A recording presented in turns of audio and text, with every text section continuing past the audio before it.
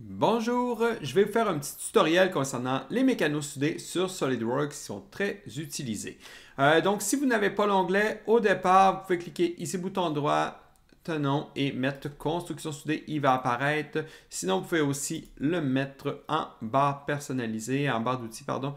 Donc, construction soudée dans laquelle il peut venir ici ou s'accrocher dans le côté là ou peu importe comment vous le préférez. Donc, une fois que moi, comme vous voyez, j'ai fait déjà un esquisse, donc on a construction, éléments mécano-soudés.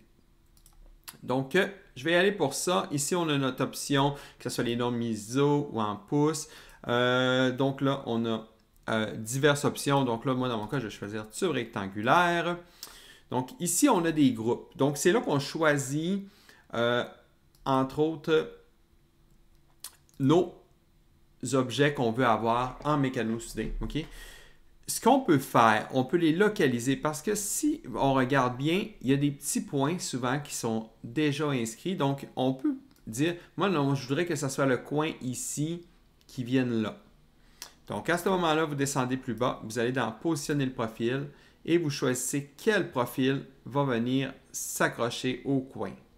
Donc, comme vous voyez, je vais cliquer là et ça va venir ici. C'est aussi possible de faire une rotation avec les angles et tout ça.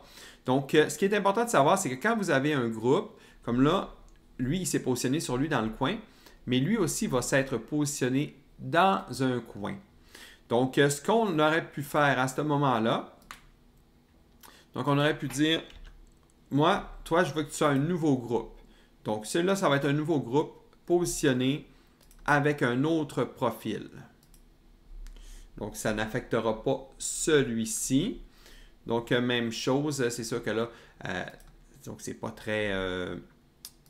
il y aurait eu une manière que je le fasse de façon un peu plus proactive, disons, mais bon, là, c'est pour vous montrer qu'on choisit ça, puis après, la suite, on peut positionner le profil ici. On aurait pu, comme je disais, y aller à 100, disons à 45 degrés.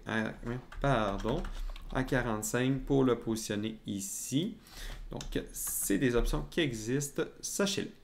Donc, une fois qu'on est ici, on a déjà une base de structure, exemple.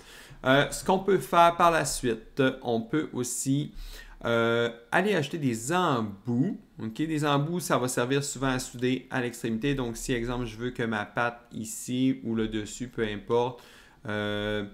Donc, je peux sélectionner cette face-ci. Par la suite, je peux choisir une autre face. Donc, je peux choisir autant de faces que je veux. Et puis, ça va me faire des embouts qui vont être positionnés ici.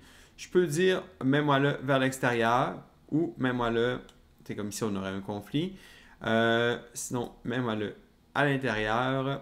Donc, je pourrais dire à l'extérieur avec un ratio, une valeur de décalage, peu importe.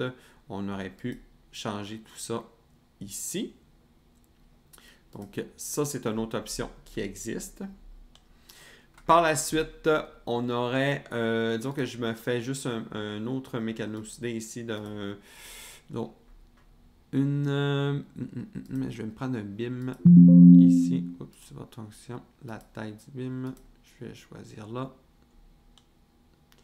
Donc, même chose. Disons, je vais aller chercher mon positionnement de profil qui va être ici. Donc, une fois que vous avez là, vous voyez, il y a comme un conflit ici. Donc, c'est là que rentre en compte le ajuster prolongé. Donc, vous dites le corps que vous voulez ajuster. Et on peut choisir une face ou un plan ou un corps à lequel on veut l'ajouter. Donc, si je choisis un corps, il va s'ajuster au corps ici. J'aurais pu lui dire, moi, je veux que tu m'ajustes à cette face-là. Ou j'aurais pu lui dire, ah non, finalement, c'est cette face-ci avec laquelle je veux que tu t'ajustes. Donc, vous comprenez le principe, je suppose. Donc, on pourrait, donc là, je pourrais mettre à une face ici. Puis, on a l'option aussi ignorer. Donc, il voudrait dire que celui-là n'existera pas, mais dans différents cas, exemple, je pourrais cliquer dessus pour dire non, je veux le garder dans ce cas-ci pour X raisons. Donc, ça, c'est une autre option qui existe ici. Donc, là, il y a un ajustement qui va se faire. Par la suite, on peut aussi faire des goussets. qui peuvent être pratiques dans le cas de soudure dans lequel vous choisissez deux faces. Vous pouvez là, bien sûr là, changer des dimensions. Comme ça vous semble bon. On peut aussi changer son emplacement, dépendant si vous le voulez dans le milieu. Ou on pourrait même lui mettre un décalage. Donc, il y a des options aussi qui existent. Par la suite, qu'est-ce que je vais vous montrer? On pourrait aussi faire un chanfrein. On pourrait aussi faire le chanfrein directement, soit sur une face ou sur directement. Là, ça sera. On s'entend qu'on ne fera pas ça dans la vraie vie, mais tu sais, je pourrais dire, exemple, je veux que tu me fasses un chanfrein ici vers le haut. Ouais, là, c'est sûr que c'est pas très pratique étant donné que j'ai du 10 mm. Mais bon, disons que j'aurais pu le mettre plutôt disons, à une face comme ici. Le chanfrein, vous voyez, j'improvise tout ça. J'ai fait à peu près comme n'importe quoi. Vérifier la géographie. Bon, donc à ce moment-là, c'est probablement que, donc j'irai avec 2 mm. Probablement que, vous voyez, là, ça irait. J'aurais pu choisir autre chose que 2 mm, là, on s'entend, là. Donc, j'aurais peut-être pu choisir 5. Avec 5, est-ce que ça y va?